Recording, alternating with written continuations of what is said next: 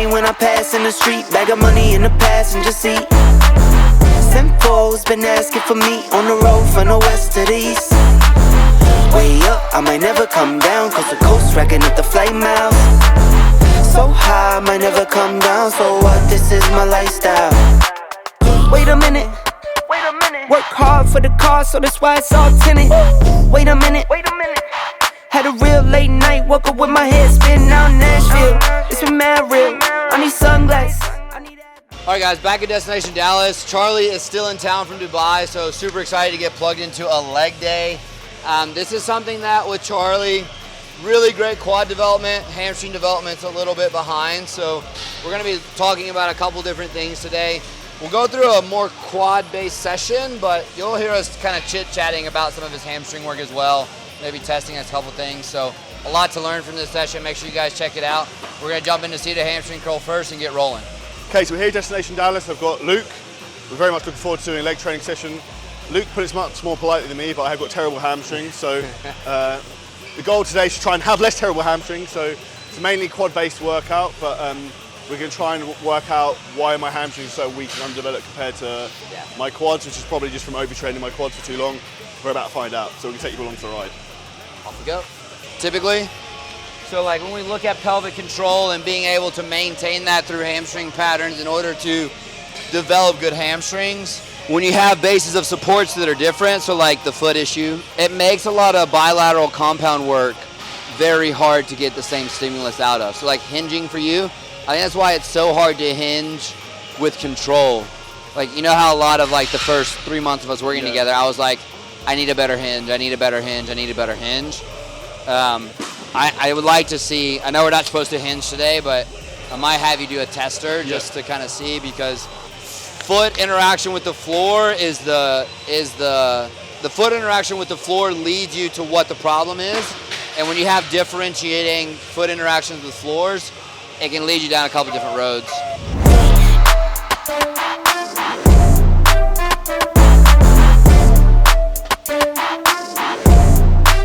The reason I might not adjust this up to where you get further into the lengthened position is a lot of people start to get like medial knee pain, adductor issues in this plane because they don't stabilize their pelvis well within this movement. Now, it's a machine. You don't have to really stabilize your pelvis that much, but by taking it to this extreme end range here of like full lockout for some people, you get some like rotary components, especially people with movement issues. It's like the #1 thing that I see for like medial knee pain is see the hamstring curl overuse or taking the lengthened into range too far. So you could, it's just like what's the goal, right? Almost like I was doing the lats, like overreaching. Like you can't tell me that this is not a lengthened hamstring. It's a lengthened hamstring. Maybe it's not like fucking painted to the corner, but you're still loading a lengthened hamstring.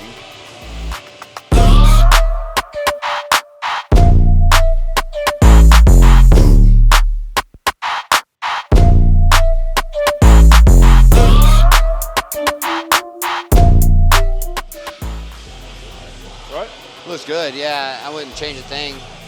It might be one of those things where we talk about like how do we get more, how much seated hamstring curl work can we fit in before we start to run into issues? As in like frequency over a week. Because like this machine I probably like the most out of all of them. I can tell. Because it just like, I feel like I can't go anywhere, right? Like everybody's got that point of like frequency resistance though, so like some people it's like twice a week, which is really low. Like I can't see the hamstring curl twice a week because like I get that medial knee pain like that. But I've got some guys who can do it 3 times a week with no issues. Well, so, same movement pattern. Do you think almost like swap out some of the other, like even if I did like single leg like sometimes, and just such a locked in pattern. And you clearly get a lot out of it. Like it's probably the best like hamstring pattern for you that we can probably program. So even if we program variations of it, like you said, like bilateral seated one day, unilateral seated another day, just to fit that volume landmark in, like you're just still driving stimulus. Bias towards lengthened end range is going to be high quality stimulus, so as much of it as we can without injury is ideal. Oh, I'm going to just send it here. Right. All right.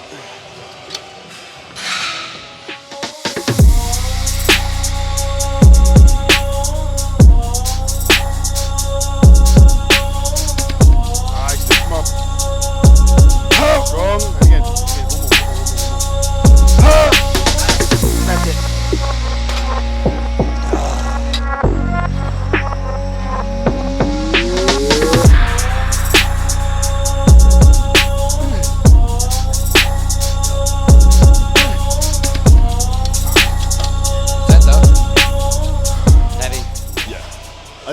skipped a warm up, but I thought it'd be alright. It's fine. Should have taken that last warm up. Yeah. The first one took me by surprise a bit. Hey. No. Fuck. God, that hit me quick.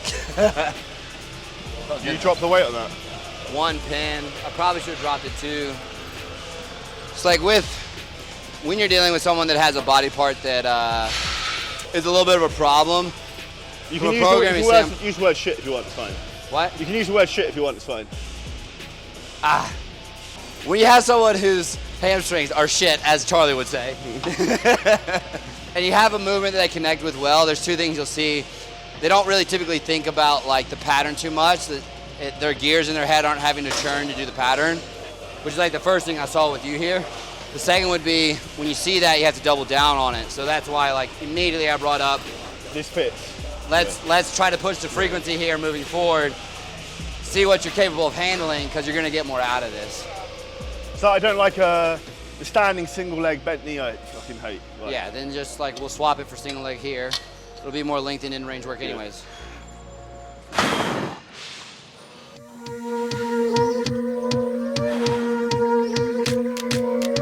Go. Yeah, that's it. Do you think that's enough range coming back?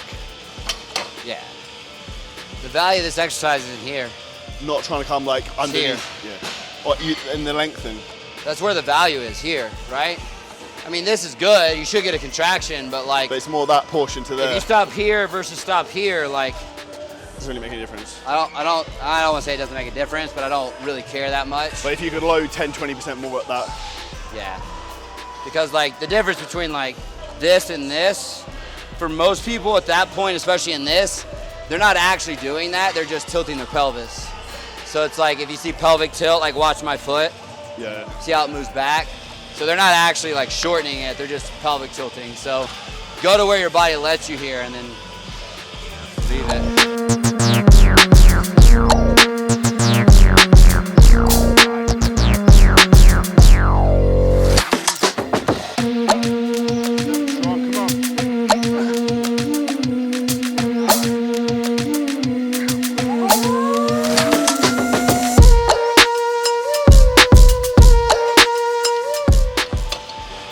Rep tempo right?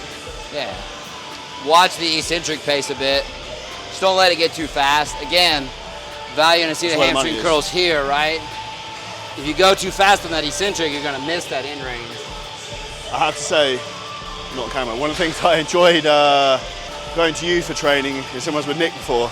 He's so fucking anal about things being slow, and it's like, you know, sometimes you just want to fucking like, Yeah, I gotta get after it. when you're trying to be like 1, 2, 3, like, You gotta let athletes be athletes, right? Like, there's control that has to be there within the transitions to make sure we're not exceeding tissue tolerance and leading into injuries, but we're also not lifting a library either. So, like, own the eccentric, control the transitions, be explosive as you want from there. You're gonna let athletes be athletes, you're gonna see better development over the long term. You're gonna enjoy training more.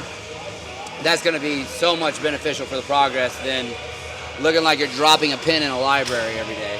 You know? I've not done 4 sets of seated hamstring curls in a session in like 6 months, so it's gonna be fun tomorrow. this might not be fun tomorrow. I like the machine though.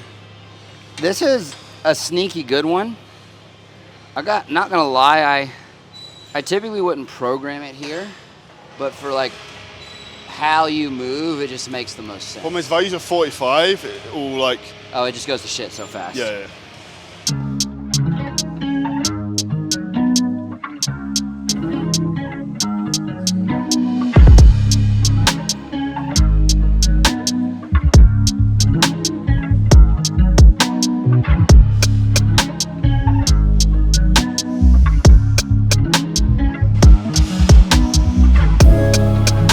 Working. Do you intentionally set out the seat? Yeah. I can't, if I'm here, I can't get here without my pelvis going that way. Well, like underneath you. Yeah. So I get like lower back pain and stuff. Basically what it does, it prevents me from like moving pelvic motion in that pattern, which for me, pelvic motion leads to knee pain. because like that pelvis moving, it starts to move force elsewhere, and a less stable pelvis is gonna be a less stable knee. That's when I ping knees really quickly. That's why on hacks, like I'll never travel in hack squat because all hacks are like slightly different, especially depth-wise.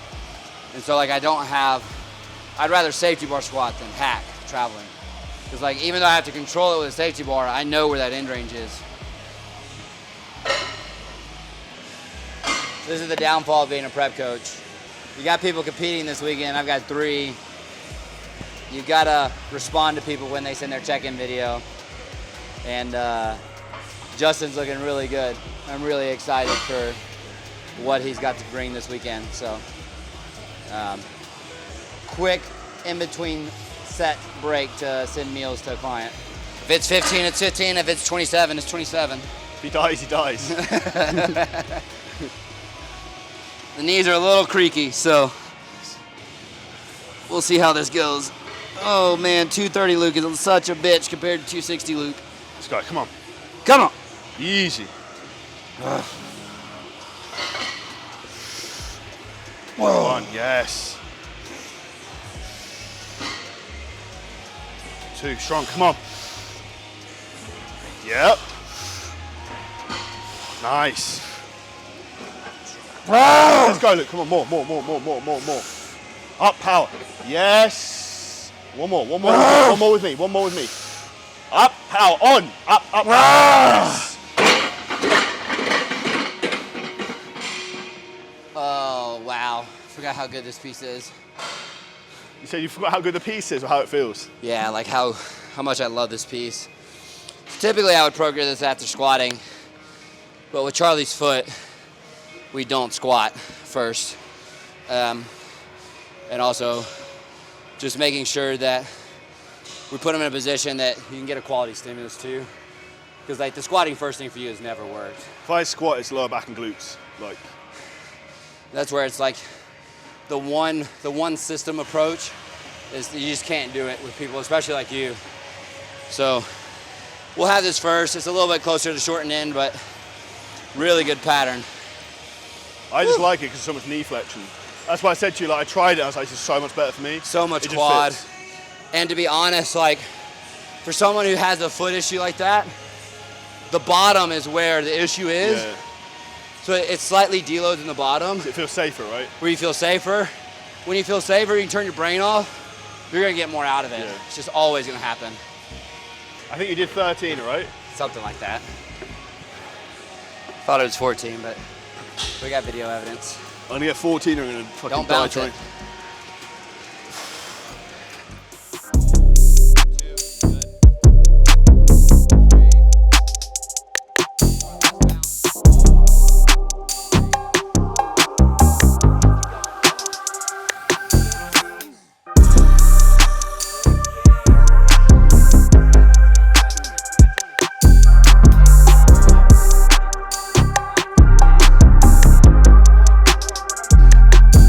People want to be successful.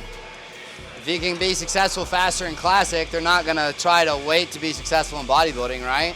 And like most people don't have the objective analysis to tell themselves or have somebody in the corner to tell them, because most coaches are just trying to put bodies on stage, right? Because it looks good for their business. When in reality, it would look better for their business if the people they put on stage fit the class and achieve to a higher level. So ironically, you've done the opposite of me. You're like pushing me back. Yeah, right? Because you're like, when do I get to compete? It's like, let's do it when we're ready, right? Like, I've got enough clients. I can put people on stage. People know that. I only want to put people on stage if I feel like they're going to win.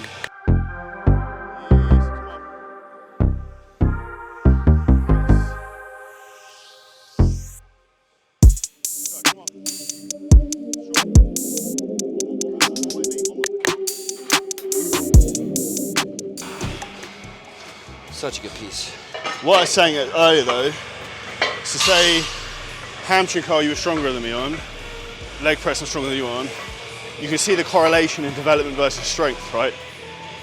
For most people, yeah. Do you think that's normal where strength performance follows tissue generally?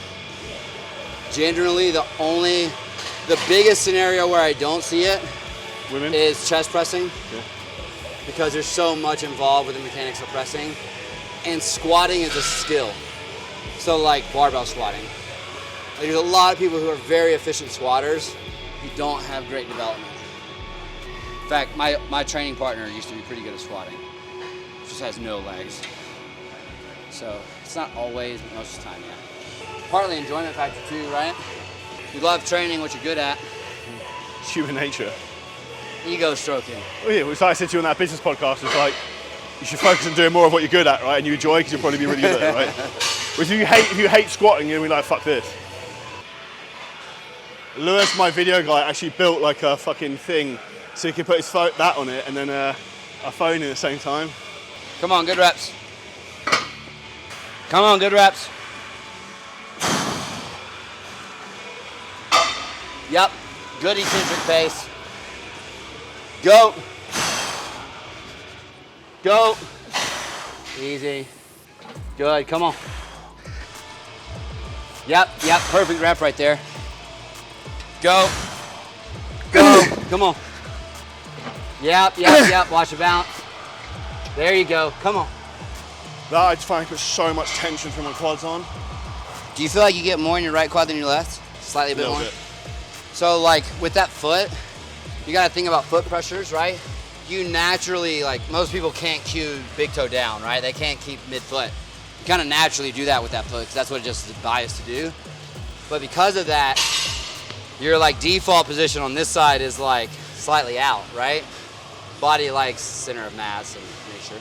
So what I would think about when you're doing bilateral patterns, let this send it.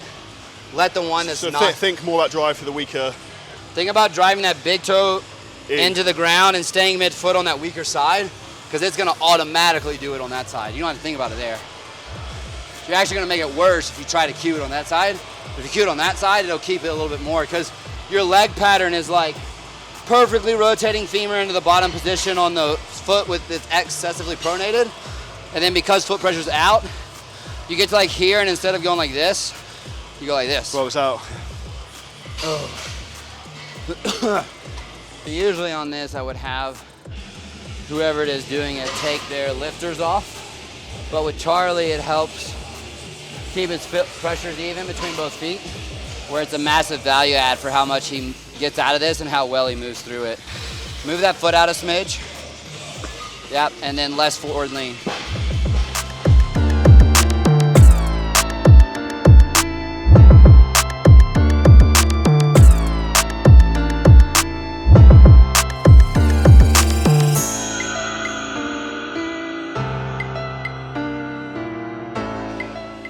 It feels different with that because it's hard. I feel like I can't push my back foot much.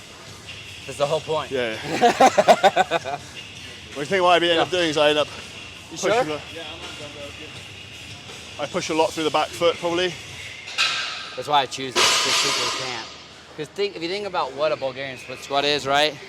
It's literally just the expression of toe off and gait cycle. So like when you're walking, right? And you get to that point where you're toeing off and you land here, all a split squat is toe off on this back foot. So it should be, Never thought of it like that. should be toe off on the stance foot. So literally just keep your toes on the back foot. So you got even less stability. Ah, come on. Nice, come on. Let's go, Luke. Drive, drive, drive, drive. Nice. And again. Drive, drive, drive, drive. Yeah. No. There's nothing like the blood rush after like a set of split squats. So toe off by, Like that. so you want your toe actually, there you go. I'm okay if you have to go toe down.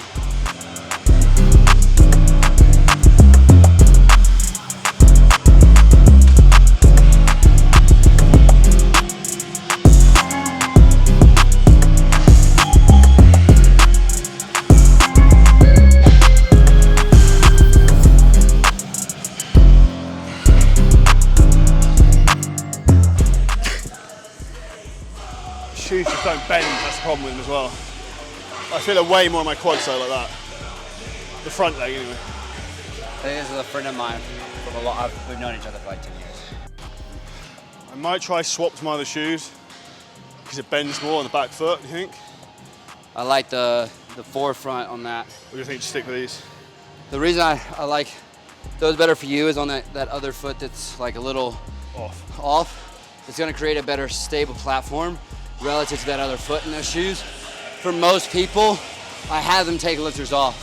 For you, I wouldn't because the foot position is more equal. The rep quality is so high though. Yeah, it's on.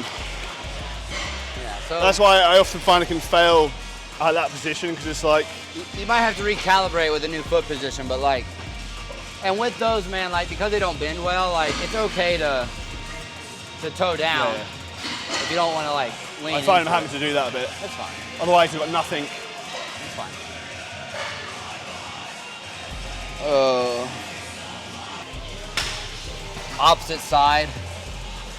Opposite side issues, so it'll like go down. Like here's on fire. Exactly. So you need to watch it, because like the more you tilt, the more moment arm you're adding, but not only in an anterior view, but in a rotary view. You're adding a rotary component to it, which will more likely lead to problems than anything else. Adductor? Yeah.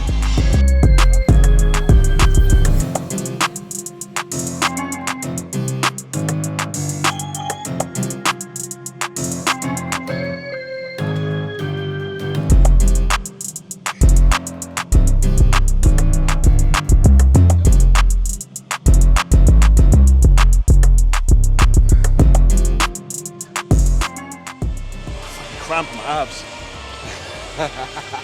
You know, I was having an issue with that. It's like, It's just the heat. Just haven't been in heat like this. I was getting this so bad in Dubai though, like, Yeah. when I have to lie on the floor for like 5 minutes, like with like a lacrosse ball or something trying to get to release. Be careful of doing adductors with that. If you feel that doing adductors, just leave it. It's not worth I'll just it. do one more set and then, Yeah. because I find since I fatigue, I try and brace my pelvis with my abs and it's like, no. Yeah. You get a lot of people traveling from all over the US competing here, right? Texas is like a breeding ground for bodybuilding. So it's probably bigger here than anywhere else in the US? Here in California.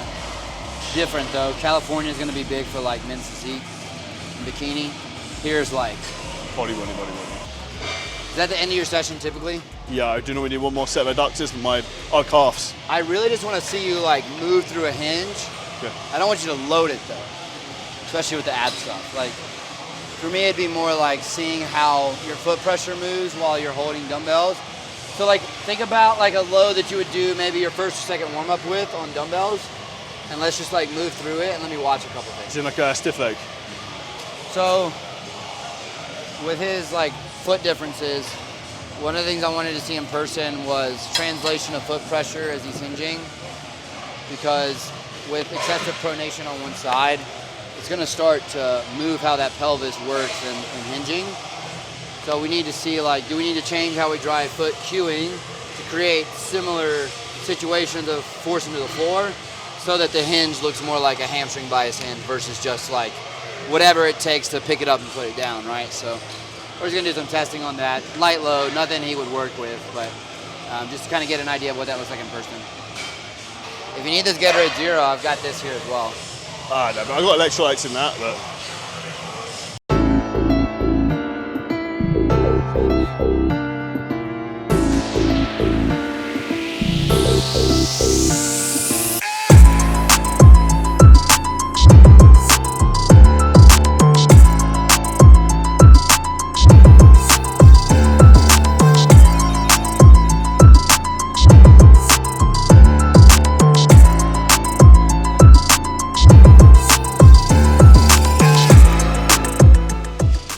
Yeah, we got some work to do.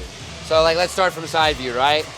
That first rep you did, this is where the end of your range was-ish. You went all the way to here. Like there was so much of that that's just like thoracic, lumbar and thoracic flexion. So we need to find new end ranges where that looks like. The second thing would be like your foot pressure on these feet. you bias more outwards foot pressure on this left side. Again, similar to what we saw over there, right? So like, Do you want to push through big toe on that foot as well? I think I want you to think more scrape with the big toe. So like, Instead of pushing out, think. yeah, just with the left side. I think if you do it with the left side, what'll happen is instead of you, from a posterior view, what it looks like is you're shifting this way. So your hip path is a diagonal. So it's like here. So you see on this side, lengthen more hamstring, more adductor, and then less adductor, less hamstring lengthening, more glute. Because that foot pressure's out here and it's midfoot here. So we need to learn midfoot on this left side so that the hip pattern is straight back and over. Because like simply straight back is gonna be all glute. But if we can go like in a straight pattern from here to here, then now all we have to do is let the pelvis tilt and that's gonna be all hamstring. Does that feel like more hamstring? The foot thing straight away, I think. Try that.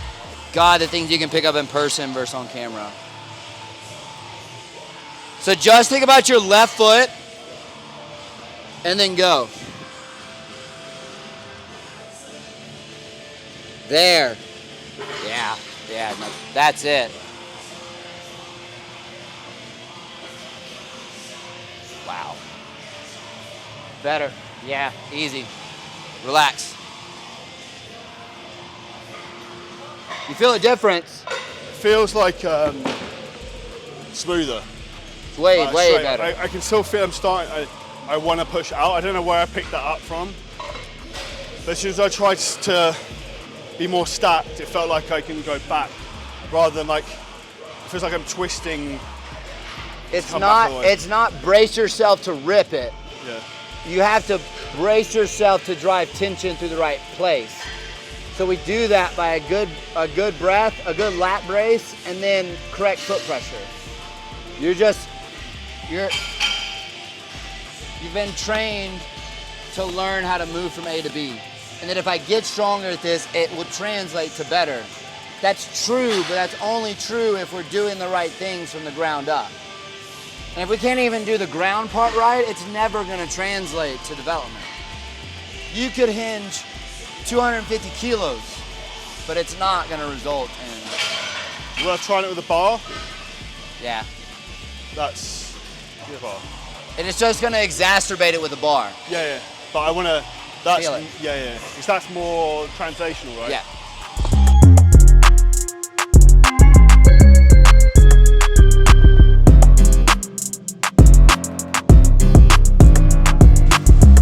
Relax. See how you're shaking? You've never been there. But all I did is I started with like that left knee like that a bit. If I come in, it's then, that's where it's like, what the fuck is this? You've never been there. That's the answer, yeah. Let's completely restart. It's something so basic as well, because literally it's like different to there versus like there. Because I've always driven, like, twist my feet into the It's floor. always overcomplicated.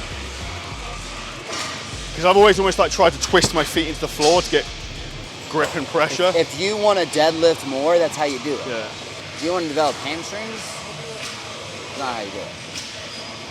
That's an easy solution. Yeah, Do you think I start trying to RDL again, but just lighter weight?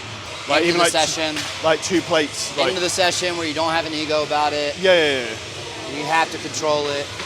Yeah, absolutely. Even like a plate, just like 15 reps. Yeah, I would train it with dumbbells. Train That just lets me move more. the skill with dumbbells. Translate the skill to barbell. Start with dumbbell, move up. Yeah, because if you're learning a new skill with hinging, you want to go down the regression pattern. And it's going to be harder to feel if you're drifting with barbell versus dumbbell, because like with dumbbell, you'll start to notice like the dumbbells rotate or they'll go one direction. Where like if you need to learn the skill of just that hip going where it needs to go, dumbbell's going to be where you want it. Plus it's easier to let a dumbbell drift, which when you learn this, the next step is rotating, and rotating means this has to drift. And that's a hard skill in and of itself. Do you know what's crazy about this whole thing? Is I was looking at that side, but it's the better side that's the problem. Because I think psychologically I'm overcompensating. You don't know what you don't know. You can turn that off. All right, guys. So we just wrapped up legs. What do you feel like was the biggest takeaway that you kind of got from the session? That what I thought was the problem with developing my hamstrings was actually, so I thought it was my right leg, which is dysfunctional, but it's the left side that's overcompensating. Yeah. And as soon as you just adjusted my movement pattern a little bit, it's like the analogy I'd give is like taking a handbrake off in the car. It's like, it then just felt like on.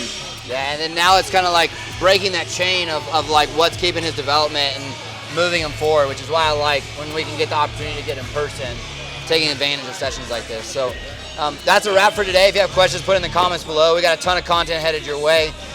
Make sure you like the video, subscribe to the channel, turn those notifications on, and we'll see you next time. So that's a wrap. My favorite expression is you don't know what you don't know. Luke has fixed something in about 30 seconds, which I've been trying to like work out for a long time, probably trying to overcomplicate. And now I had a preconceived idea that my dysfunctional side of my right leg was causing issues. It was actually the other side overcompensating. So the compound effect of that now being corrected will make a big difference over the next 6 to 12 months. Yeah. What would you say to anyone, Luke, in terms of who has a body part they're struggling to develop? About like what to do about it? Yeah. It would be like understand it more than like just go in and beat it to death. Because the more you understand how something works and how something moves and how it needs to take on force, the more development that it's going to come from. Your setups are going to be better. Better setups lead to better movements. Better movements leads to more development. 100%. If you haven't already, go check out Luke and Sheffield University, everything else to do. Enjoy the video, subscribe to the channel, and see you next video soon.